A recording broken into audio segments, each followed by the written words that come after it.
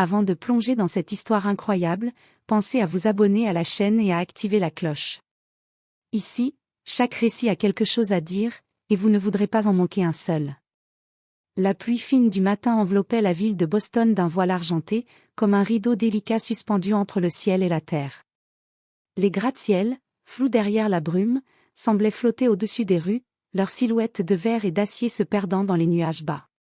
Les trottoirs, luisants d'humidité, reflétaient la lumière froide des lampadaires encore allumés, et le ronron lointain du trafic se mêlait au clapotis régulier des gouttes sur les vitres.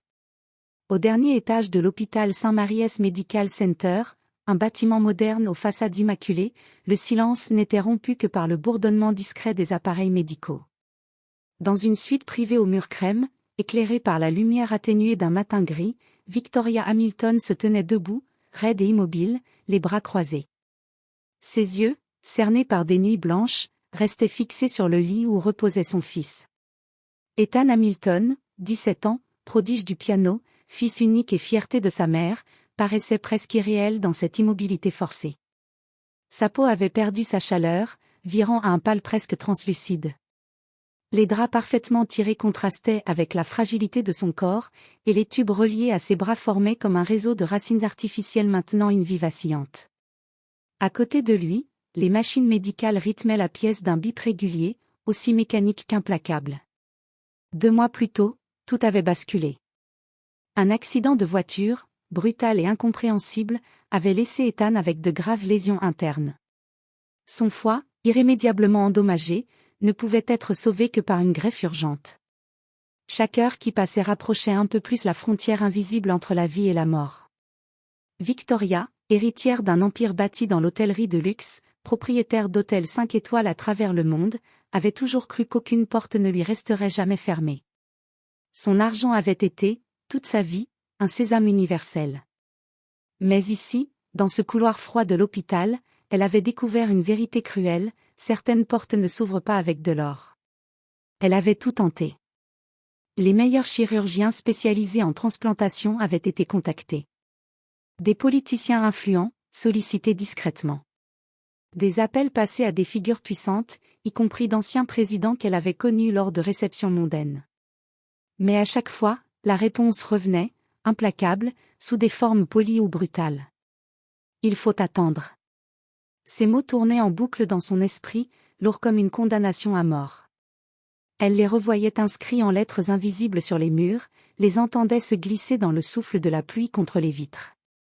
Attendre, alors que le temps, pour Ethan, se réduisait à un mince fil qui menaçait de se rompre à tout instant. Ce matin-là, alors que la lumière peinait à percer l'épaisseur des nuages, le ciel de Boston restait d'un gris lourd, presque métallique. La ville semblait figée dans une lente respiration, suspendue dans une attente muette. Dans la suite 1407 du St. Mary's Medical Center, le silence régnait, ponctué seulement par le bip régulier des moniteurs et le souffle mécanique du respirateur. Soudain, 3 coups discrets mais assurés résonnèrent à la porte. Victoria, plongée dans une veille silencieuse, tourna la tête, le cœur soudain contracté. Ce n'était pas l'heure de la visite médicale. Et ce n'était pas non plus le pas précipité et fluide d'une infirmière. La porte s'ouvrit lentement. Un homme entra. Grand, les épaules larges sous une vieille veste en cuir brun patiné, il avançait avec une assurance calme, presque solennelle. Son visage, marqué par les ans, portait les traces d'une vie vécue en dehors des sentiers protégés de la haute société. Il tenait son chapeau contre sa poitrine, dans un geste de respect presque oublié. Mais ce furent ses yeux qui retinrent immédiatement l'attention de Victoria, un bleu acier, dur, lucide, mais sans arrogance. Le genre de regard qu'on ne reçoit que dans les moments où la vérité s'apprête à tomber. « Madame Hamilton ?» demanda-t-il d'une voix grave, légèrement rocailleuse, mais parfaitement posée. Victoria se redressa aussitôt, la mâchoire serrée, le regard méfiant. Elle ne reconnaissait pas cet homme. Il n'était ni médecin, ni avocat, ni membre de son personnel. « Oui. Qui êtes-vous » Il s'approcha d'un pas, sans franchir la limite invisible du cercle d'intimité autour du lit d'Ethan. « Daniel Cole » répondit-il simplement. « Je sais comment sauver votre fils, mais il y a une condition. » Le cœur de Victoria se serra, comme s'il venait d'ouvrir une porte qu'elle n'osait plus croire accessible. Elle le détailla rapidement, de ses bottes usées jusqu'à la cicatrice légère au coin de sa lèvre inférieure. Rien ne respirait la médecine. Et pourtant, il ne mentait pas. Elle le sentait. C'était dans son ton, dans la manière dont il avait prononcé votre fils. « Je vous écoute », dit-elle lentement, malgré la tempête intérieure qui grondait déjà en elle. « Qui êtes-vous, exactement » ajouta-t-elle, plus sèche. Daniel inspira profondément, comme s'il savait que chaque mot qu'il allait prononcer allait provoquer une onde de choc. « Disons, que je suis le lien entre vous et un donneur compatible. Un donneur très réel. Et très vivant. » Elle plissa les yeux, fronçant les sourcils. Elle avait déjà entendu des dizaines de charlatans, de profiteurs, de faux espoirs. Elle était prête à couper court, mais quelque chose dans la façon qu'il avait de se tenir l'arrêta. Il n'était pas là pour manipuler. Il portait un poids. Et cette condition, demanda-t-elle, le ton durci, sur la défensive. Daniel s'approcha d'un pas. Son visage s'assombrit. Le donneur est un prisonnier fédéral. Il s'appelle Robert Hale. Il est prêt à donner une partie de son foie à votre fils. Il est compatible. Mais, il ne le fera que si vous acceptez de remplir une promesse. Victoria ne répondit pas tout de suite. Elle resta droite, le visage fermé, attendant la suite. Quelle promesse ? Il exige que vous utilisiez votre fortune, vos avocats, vos réseaux, pour sauver sa fille, Grace Hale. Victoria resta figée. De quoi ? D'une condamnation pour meurtre. Elle a été arrêtée il y a 6 mois. Elle nie tout en bloc, mais elle a été piégée, semble-t-il. Son père prétend qu'elle est innocente. Et il ne veut pas quitter cette vie sans avoir la certitude qu'elle aura une chance de se défendre, une vraie chance. Il s'interrompit. Victoria sentit un frisson monter le long de son dos. Tout en elle criait méfiance. Un détenu ? Une fille accusée de meurtre ? Et elle, la femme la plus en vue de la côte, devrait mettre son nom, sa réputation et sa fortune dans cette affaire obscure ? Et pourtant, il y avait Ethan. Son souffle fragile. Son avenir suspendu à un organe que seul cet homme pouvait offrir. Et si je refuse ? Souffla-t-elle. Alors Robert refusera aussi, répondit Daniel, sans détour. Il a déjà tout perdu. Il ne vous doit rien. Mais il lui reste sa fille. Et vous, Madame Hamilton, vous avez le pouvoir de lui rendre justice. Tout comme il a celui de sauver votre fils. Victoria éclata d'un rire bref, mais sans chaleur. Un rire sec, blessé, presque étouffé par la colère qu'elle contenait depuis des semaines. Vous me demandez, de me compromettre pour la fille d'un criminel ? Lança-t-elle d'une voix tranchante, comme une gifle. Elle fit quelques pas vers la fenêtre, croisant les bras contre sa poitrine comme pour se protéger de l'absurde. Son regard balaya la ville noyée sous la pluie, loin en contrebas, là où les passants pressés ressemblaient à des ombres sans visage. Elle, Victoria Hamilton, femme d'affaires respectée, mécène, visage de couverture de magazines prestigieux, associée à une affaire de meurtre ?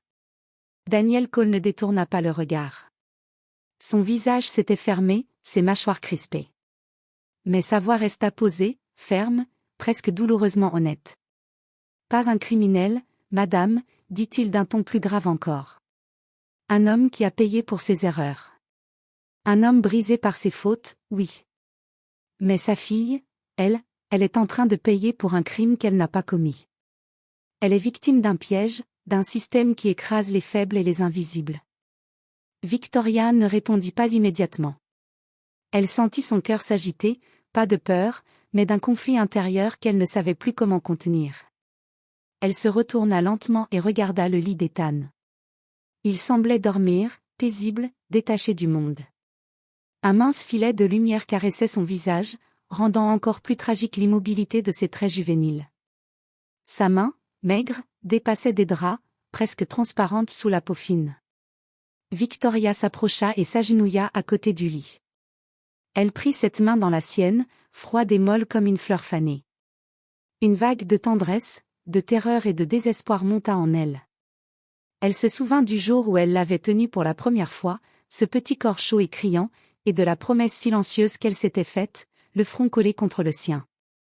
Je te protégerai, quoi qu'il m'en coûte. Ce matin-là, cette promesse résonnait comme un serment sacré. Et le prix de cette protection, désormais, avait un nom, un visage, et une histoire trouble. Le silence dans la chambre était devenu presque sacré. Seul le bip régulier du moniteur cardiaque battait comme une horloge impitoyable.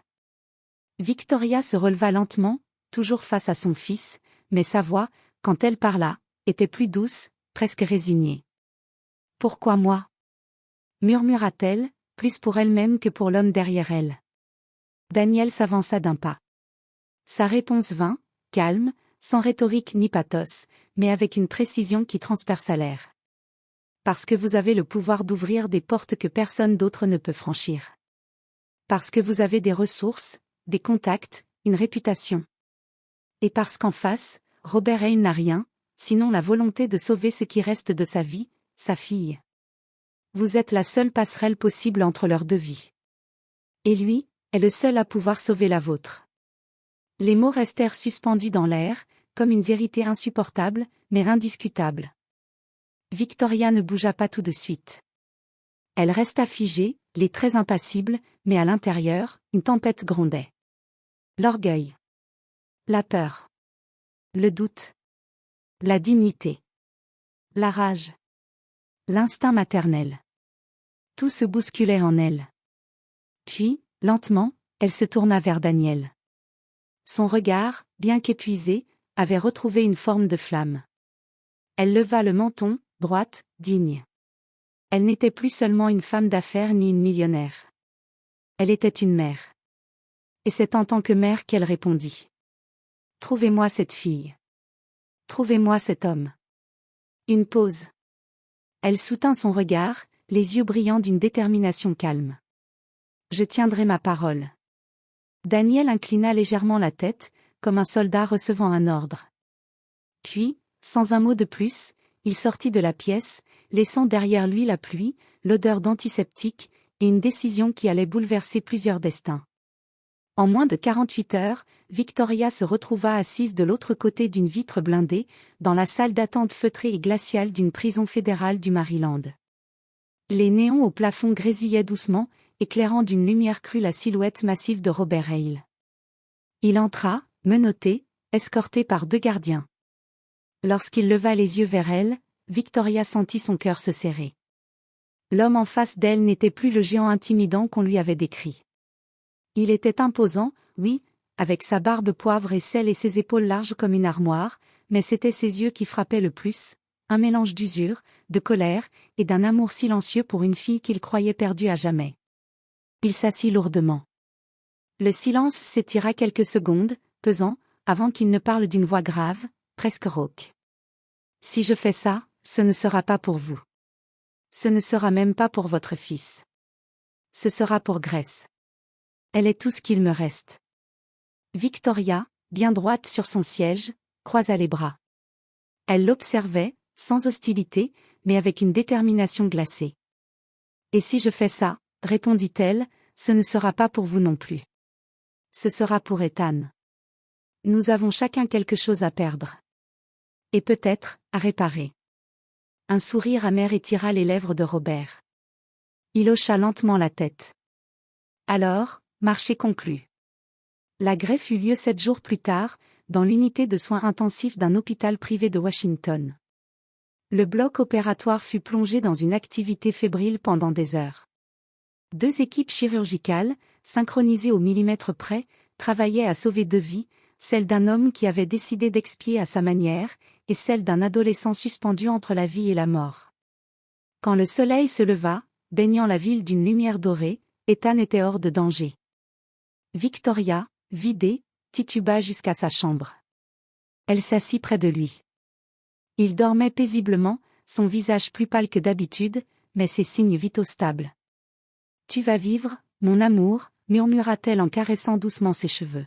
« Tu vas vivre. » Mais au fond de son cœur, elle savait que ce n'était que la moitié du chemin parcouru. Elle avait une promesse à tenir. Dès le lendemain, elle rassembla une équipe.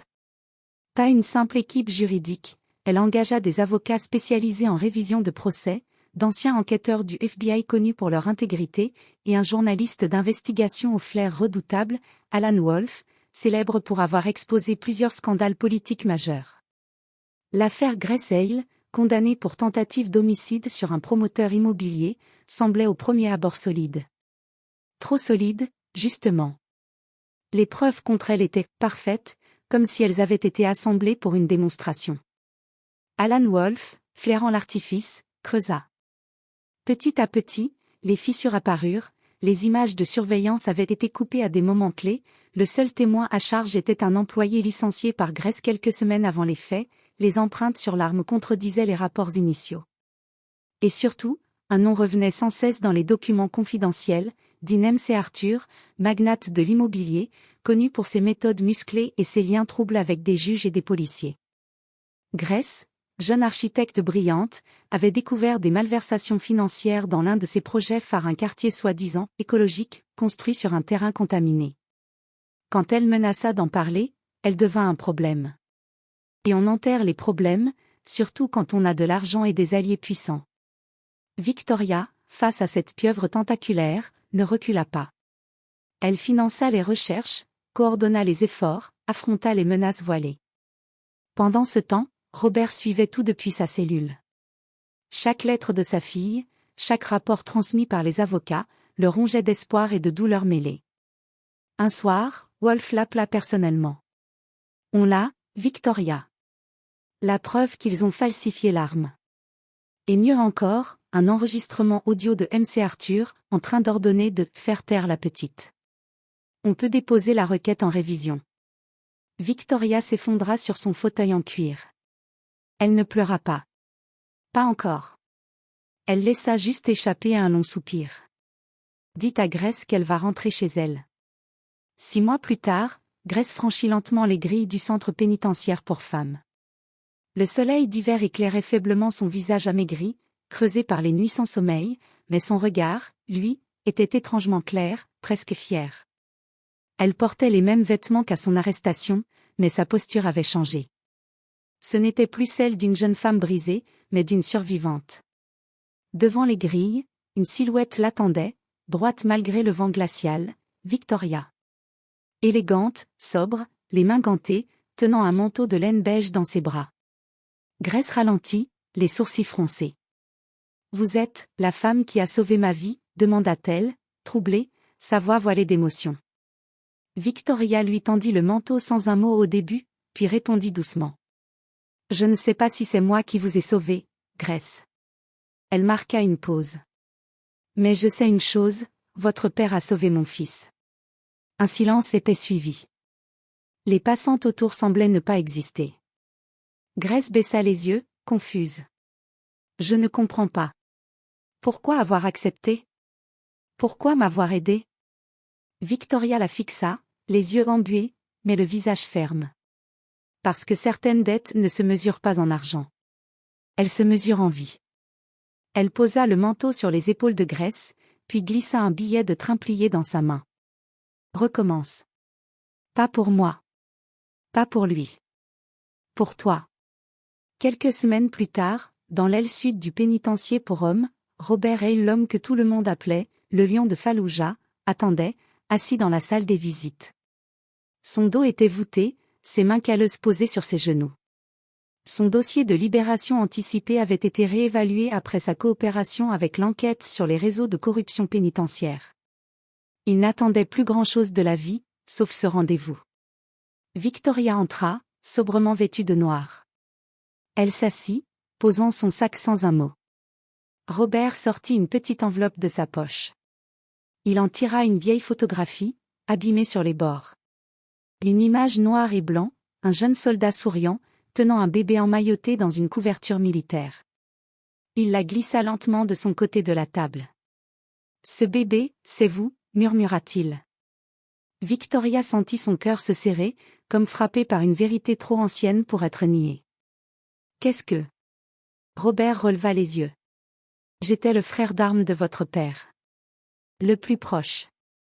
Le jour où il a été tué dans une embuscade, il m'a confié une seule chose, protège-la. Si jamais tu la retrouves un jour, fais ce qu'il faut. Peu importe le prix. Elle porta la main à sa bouche. La photographie tremblait légèrement sur la table. Toutes les pièces du puzzle qu'elle avait refoulées, tous les hasards de ces derniers mois, prenaient un sens bouleversant. Alors, souffla-t-elle, les larmes aux yeux.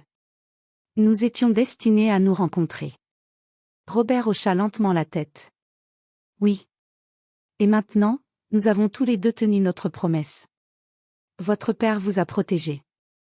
Vous avez protégé sa fille en retour, en sauvant Grace. Et moi, j'ai fermé un cercle vieux de 25 ans.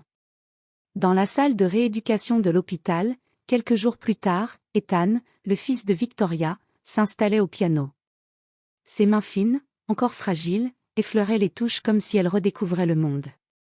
Les premières notes de clair de lune flottèrent dans l'air, pures, hésitantes, puis plus assurées. Victoria, adossée à l'encadrement de la porte, l'écoutait en silence. Ses yeux se fermèrent un instant. Chaque note résonnait comme une prière exaucée, une victoire arrachée à la nuit. Elle pensa à Grace, à Robert, à ce père qu'elle n'avait jamais connu mais qui, depuis l'ombre, continuait à veiller. Et pour la première fois depuis ce soir terrible où tout avait basculé, Victoria sut qu'elle n'avait rien perdu. Elle avait aimé. Elle avait protégé. Elle avait tenu sa promesse. Et la vie, comme la musique, reprenait doucement son cours.